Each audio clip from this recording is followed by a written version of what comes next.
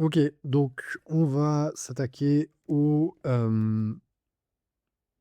méthodes en zig. Alors, on est exercice 47 de Ziglings. Encore une fois, rejoignez le serveur Discord pour partager vos avancées. Et donc, je vais éditer le fichier de l'exercice 47. Alors, ici, on nous présente une situation où on a des créatures aliens qui ont des œufs cachés tout autour de la Terre et qui sont en train d'éclore. Alors, donc, on peut définir, attacher des fonctions à des structs et d'ailleurs d'autres définitions de type. Donc, est-ce qu'on peut le faire sur des énums? J'imagine que oui. Est-ce qu'on peut le faire sur des erreurs? Des erreurs, je sais pas, peut-être. Euh, et donc, ici, on a une struct qu'on appelle foo et on voit ici qu'on a une méthode dedans, à l'intérieur de la struct. Donc, on a une fonction en fait. On appelle ça une méthode, une fonction qui est au sein d'une struct, j'imagine. Donc là, c'est une fonction publique, tout ce qui est le plus classique. Exemple numéro 2, bon, c'est comment on l'appelle en fait. Et donc, le truc classique, c'est quand on a notre struct, après, on peut juste appeler la méthode qui est attachée à l'intérieur.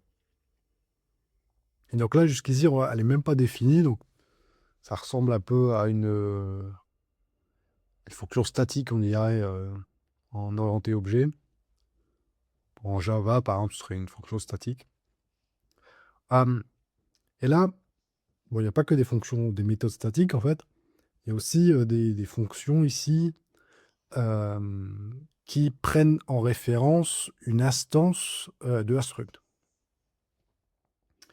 Et c'est le cas, bon, alors ici, bon, là, on peut donner comme premier argument de l'instance d'une struct, alors self, alors soit sous méthode, sous façon de, comment dire, soit sous forme de pointeur, soit sous forme de pas pointeur, quoi. C'est juste le type de struct classique.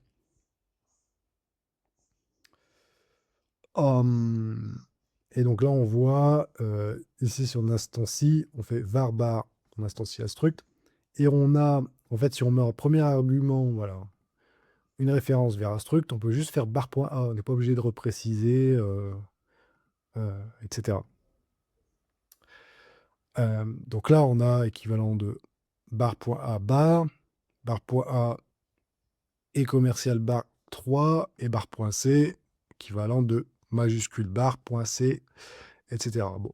Donc en gros, on a un truc un peu à la Python ou à la orientée objet où on arrive facilement à avoir une référence de sa propre struct à l'intérieur de ces méthodes. Ok, et donc là on nous dit maintenant il faut zapper tous les structs d'aliens jusqu'à ce qu'elles soient partie de la Terre. Bon, alors on a une struct ici alien, on a un champ elf sur un unsigned 8, donc entier positif 8. Et on a cette fonction ici, hatch, qui prend en paramètre la strength et qui retourne une instance de la struct alien. Donc là, on a une espèce de constructeur. Et apparemment, on déteste cette méthode, donc j'espère qu'on va trouver mieux. Parce que là, bon, pour l'instant, je ne sais pas vraiment comment on peut faire mieux. On n'a pas vraiment étudié comment on est censé instancier ces méthodes. Mais apparemment, ouais, on déteste ce truc. Ok. Alors, ici, on a itray. Donc, itray, je ne sais pas ce que ça peut vouloir dire. Peut-être itray. Champ, je sais pas quoi. Itray, ça doit être. Qu'est-ce que ça veut dire itray? On demande un code. Que veut dire itray en français? C'est un peu overkill de demander un peu de code pour ça. En plus, ça risque d'être un peu lent. Rayon de chaleur, voilà, rayon thermique. Ok. Itray. Ok, et donc là, on voit les dégâts que ça fait. On a dessus une méthode qui s'appelle zap, donc qui prend en instance Hitray, et l'alien sur lequel ce rayon de chaleur vient impacter. Et donc là, on a, voilà, on affecte le dommage sur la struct, qui est passée en paramètre. Donc la struct de l'alien, qui n'est pas la référence à itray. Donc ici, on a une variable qui instancie un array d'aliens. OK. Et donc, à chaque fois, on a un appel à cette fonction d'instanciation hatch. Vous voyez, clore. Donc, clore avec 2 de strange, je sais pas quoi. OK. On a ici le nombre d'aliens vivants au début de l'exécution du programme. Et ensuite, on a cette constante qui vient initialiser cette struct. Itray, encore une fois. Dans cette boucle, blablabla, tant qu'il y a des aliens, on va exécuter des... on va zapper les aliens. Bon, on va les... voilà, on va s'en occuper, quoi. Et donc là, l'idée, c'est que on doit appeler la méthode zap qui est définie ici sur hitray. Donc ici, on va pouvoir faire hitray, hitray.zap. Allez. Donc là, voilà. Pour revenir, si on revient, on a ce truc vachement cool qui est en fait, on peut louper directement sur les références au struct. Ça, c'est vachement pratique, parce qu'autrement, on aurait dû le repréciser à chaque fois. Donc là, on a une nouvelle feature qui est annoncée. Alors, c'est sur les méthodes, mais en fait, ils auraient pu l'annoncer aussi. Ça aurait pu être une leçon à part entière. Un exercice à part entière, c'est cette histoire de on peut faire des forts sur des références à des aliens au sein d'un array. C'est intéressant.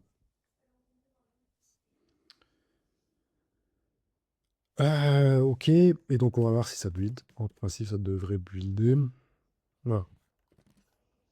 Alors maintenant, exercice 48, toujours sur les méthodes. On poursuit sur les méthodes. Donc maintenant qu'on a vu comment les méthodes fonctionnent, allons voir comment nos éléphants... how to beat more with some elephant method. Bon, en gros, on va juger les méthodes, notre truc d'éléphant. Donc encore une fois, on a notre lettre, on a la queue de l'éléphant, on a visité, bon, OK, get tail. Donc là, ici, on a un getter. Avec un petit rappel sur le fameux shortcut pour avoir un or else unreachable. C'est tellement facile d'oublier ce shortcut des fois. On se dit, ah, merde, pourquoi on tape pas ça? Mais c'est vrai que c'est un peu long de taper à chaque fois or else.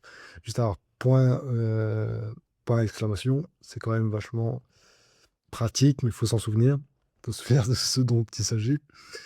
Donc là, on a un petit rappel. C'est sympathique de la part de l'auteur. Donc getTail, si c'est défini, parce qu'on utilise ici un optional autour de tail, donc ça peut être null.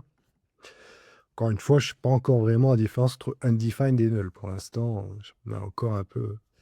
Ça sera à approfondir. Quoique, je ne crois pas que undefined ici pourrait être utilisé à la place de null. Je crois que c'est vraiment propre aux optionals. Donc ici, on a une fonction utilitaire qui s'appelle hasTail. Tout simplement qui vérifie si la propriété tail est définie sur la struct. Bon, on va passer un peu, on va essayer de voir un peu ce dont il s'agit, ce qu'on nous demande de faire. Donc ici, visite éléphante. Donc ici, on a le premier éléphant. Mais en fait, on essaye de parcourir les éléphants. Donc, la méthode qu'on va utiliser pour obtenir le prochain éléphant, c'est getTail. Il me semble. Moi, c'est juste getTail. Ça va pas être plus compliqué que ça.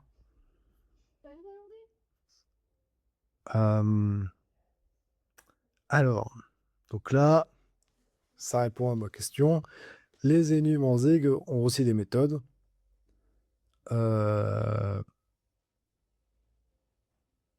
Et là, apparemment, il y a des PR sur les fameuses méthodes sur... Faudrait que je lise ça plus faudrait approfondir ces commentaires-là. Je vous invite à le faire de votre côté. pour aller voir les conversations sur les méthodes d'Enum. Ok, on va voir si ça, juste ça compile. Ça compile. Bon, on va faire le quiz. Ce que j'aurais aimé plutôt, c'est qu'on nous fasse écrire une struct avec des méthodes. Je trouve que ça aurait été encore mieux au niveau de l'exercice. Si j'avais un feedback à donner à l'auteur, ce serait ça. C'est que, bon, là, c'est vrai qu'on fixe des programmes, donc ça se tient aussi, mais ça aurait été rigolo de pouvoir créer notre propre struct de A à Z, histoire de bien taper. Et je pense que c'est les prochaines étapes, une fois que j'aurai fini tous ces exercices, c'est de créer un projet où je suis obligé de créer des structs, etc. Parce que sinon, la syntaxe, elle ne va pas rentrer. Donc maintenant qu'on a les tables figured out, est-ce qu'on peut implémenter les trunks? Alors les trunks, je ne sais pas ce que ça veut dire, j'imagine que c'est des cornes. Trunk maintenant, en parlant d'éléphant, j'imagine que c'est des cornes, je suis pas sûr. Ok, ok, donc là ici on me dit, ah, on me fait au moins écrire des méthodes. Alors on me fait écrire quoi comme méthode? Question. AsTrunk et getTrunk. Ok, bon, on va au moins implémenter un peu de méthode. Moi qui me plaignais de ne pas implémenter moi-même. Donc là, getTrunk. On va passer une instance de la struct en question. Et on va essayer de retourner trunk. Alors, trunk, c'est pas la troupe. Pourquoi ça référencie un éléphant? Alors, je sais pas. Donc là, ça va être éléphant. Return self.trunk.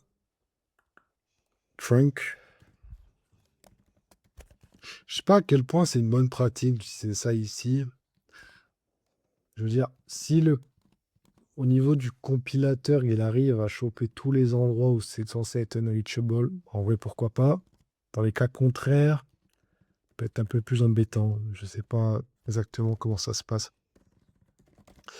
Et asTrunk, donc là, c'est un peu similaire. On va faire éléphant. Par exemple, est-ce qu'il est assez intelligent pour voir si on fait astrail ou astrunk, on doit pouvoir faire getTrunk. Est-ce que si je mettais ça hors d'un astrunk, ça fonctionnerait sans cracher le programme? Bah, j'imagine que non, mais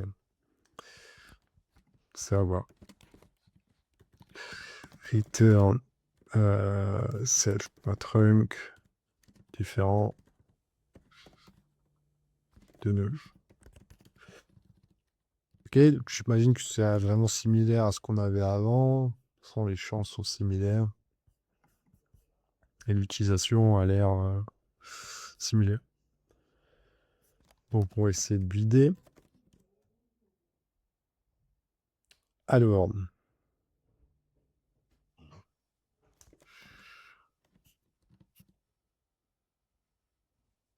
astrunk a un problème ici. Ah, c'est que ça doit être un booléen. Voilà. Voilà. Donc voilà pour les méthodes de struct.